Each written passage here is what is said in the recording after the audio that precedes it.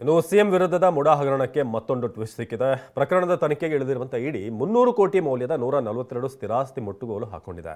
ಇದಕ್ಕೆ ಕಾಂಗ್ರೆಸ್ ಆಕ್ರೋಶ ವ್ಯಕ್ತಪಡಿಸಿದ್ದು, ಬೆಳಗಾವಿಯ ರ್ಯಾಲಿಗೆ ಹೆದರಿ ಇಡಿಯನ್ನ ಚೂ ಬಿಟ್ಟಿದೆ ಅಂತ ಕಿಡಿಕಾರಿದೆ.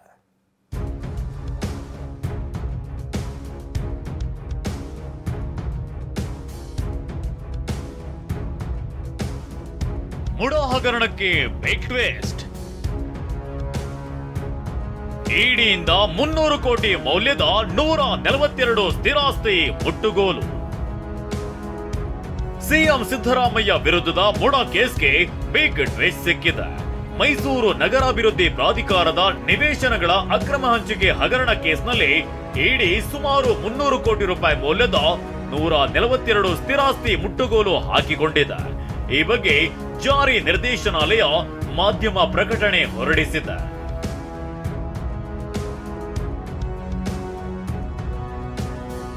ಸಿಎಂ ಸಿದ್ದರಾಮಯ್ಯ ಹಾಗೂ ಇತರರ ವಿರುದ್ಧ ಲೋಕಾಯುಕ್ತ ಪೊಲೀಸರು ದಾಖಲಿಸಿಕೊಂಡಿರುವ ಎಫ್ಐಆರ್ ಮೇಲೆ ನಾವು ತನಿಖೆಯನ್ನ ನಡೆಸುತ್ತಿದ್ದು, ಸಿಎಂ ಸಿದ್ದರಾಮಯ್ಯ ಪತ್ನಿಗೆ ಅಕ್ರಮವಾಗಿ ನಿವೇಶನ ಹಂಚಿಕೆಯಲ್ಲಿ ಮುಡಾ ಮಾಜಿ ಆಯುಕ್ತ ನಟೇಶ್ ಪ್ರಮುಖ ಪಾತ್ರವನ್ನ ವಹಿಸಿದ್ದಾರೆ. ಸಿಎಂ ಪತ್ನಿಗೆ ಹಂಚಿಕೆಯಾದ 14 ನಿವೇಶನ ಹೊರತುಪಡಿಸಿ ಹೆಚ್ಚಿನ ಸಂಖ್ಯೆ ನಿವೇಶನಗಳನ್ನ ರಿಯಲ್ ಎಸ್ಟೇಟ್ ಉದ್ಯಮಿಗಳಿಗೂ ಹಂಚಿಕೆ ಮಾಡಿದ್ದಾರೆ. ಮುಡಾ ಅಕ್ರಮವಾಗಿ ಸೈಟ್ ಹಂಚಿಕೆ ಮಾಡಿದ್ದು ಬಹಿರಂಗವಾಗಿದೆ. ಅಲ್ಲದೆ ಆ ನಿವೇಶನಗಳನ್ನ ಮಾರಾಟ ಮಾಡಿ ಲೆಕ್ಕವಿಲ್ಲದಷ್ಟು ಹಣ ಗಳಿಸಿದ್ದಾರೆ. ಪ್ರಕರಣಕ್ಕೆ ಸಂಬಂಧಿಸಿದಂತೆ ಅಕ್ರಮ ಹಣ ವರ್ಗಾವಣೆ ತಡೆ ಕಾಯ್ದೆ ಪಿಎಂಎಲ್ಎ ಅಡಿಯಲ್ಲಿ ಅಂದಾಜು ರಿಯಲ್ ಎಸ್ಟೇಟ್ ಉದ್ಯಮಿಗಳು, ಏಜೆಂಟ್ಗಳು ಸೇರಿದಂತೆ ವಿವಿಧ ವ್ಯಕ್ತಿಗಳ ಹೆಸರಿನಲ್ಲಿದ್ದ ಪ್ರಾಪರ್ಟೀಸ್, ನಿವೇಶನ, ಜಮೀನು ಸೇರಿದಂತೆ ಇನ್ನಿತರ ಆಸ್ತಿ ಒಳಗೊಂಡಂತೆ 300 ಕೋಟಿ ರೂಪಾಯಿ ಮೌಲ್ಯದ 142 ಸ್ಥಿರಾಸ್ತಿಗಳನ್ನ ತಾತ್ಕಾಲಿಕವಾಗಿ ಮುಟ್ಟುಗೋಲು ಹಾಕಿಕೊಳ್ಳಲಾಗಿದೆ.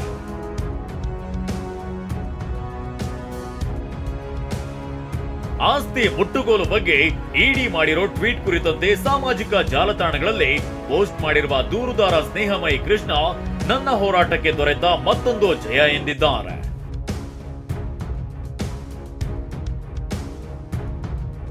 ಬೆಳಗಾವಿಯ ರ್ಯಾಲಿಗೆ ಹೆದರಿ ಬಿಜೆಪಿ ವಾಮಮಾರ್ಗ.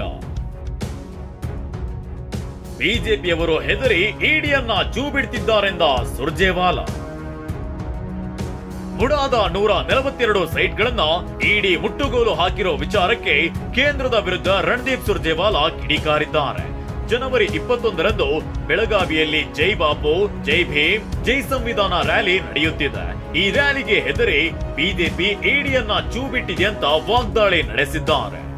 जैसा आपको बताया, ये कोरी बकवास है, बचकाना हरकत है और जय बापू, जय भीम, जय संविधान रैली से डरी हुई बीजेपी इस प्रकार के ओछे हथकंडे अपना रही है.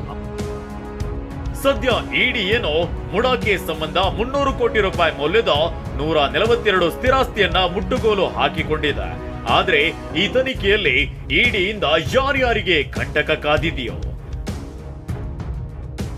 ಜಗದೀಶ್, ಟಿವಿ9 ಬೆಂಗಳೂರು.